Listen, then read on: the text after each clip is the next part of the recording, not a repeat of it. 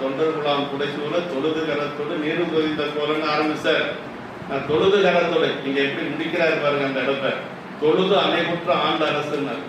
தொழுது அணைமுற்ற ஆண்டரசு தொண்டர்குழாத்தடை சென்று படுதில் பெறும் காதலுடன் அடிமணிய பணிந்தவர்கள் கரங்கள் பற்றி விடையின் மேல் வருவாரமை அழுது அழைத்துக் கொண்டவர்தான் அப்பரே என் அவரும் அடியேன் என்றார் அப்படின்னார்.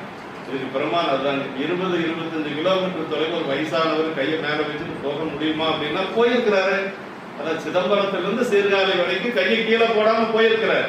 ஏன்னா பிரமாணம் நமக்கு பெரிய புராணம் வேற ஒன்றும் யாரும் சொல்றது நம்ம கேட்கறது இல்லை. பெரிய புராணத்துல எப்படி ஆரம்பிச்சு காட்டினாரோ அதே மாதிரி அங்க போய் முடிச்சு காட்டுறாரு. தொழுது அணைமுற்ற ஆண்டரசு தொண்டர்குழாத்திடை சென்றுனார். பழுதில் பெறும் காதலுடன் அடிபணிய பணிந்தவர்கள் கரங்கள் பற்றி அப்படி கீழே விழுந்து பணிந்து வணங்குறார் நாவுக்கரசு பெருமான். வணங்கிய கரங்கள் அப்படி எடுத்து அவர் மீண்டும் வணங்குறார் ஞானசம்பந்த பிள்ளையார்.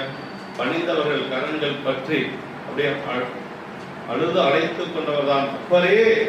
அப்பரேன்னா மகனேன்னு சொல்லலாம், இல்ல பேரம் வயசு கூட அவருக்கு இல்லையே. ஆனா அவர் அப்படியெல்லாம் சொல்லல. அப்படி ஏன் அப்படின்னா நாவுக்கரசு பெருமான் பிள்ளையாரை ஞானசம்பந்த பிள்ளையாரை குருநாதராக தான் வைத்தார்.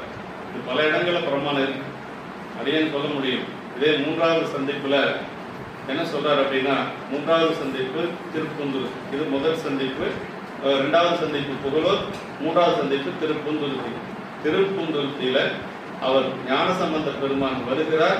அவரை வரவேற்பதற்காக நம்முடைய நாவுக்கரசு பெருமான் அடியாரோட வர்றார்.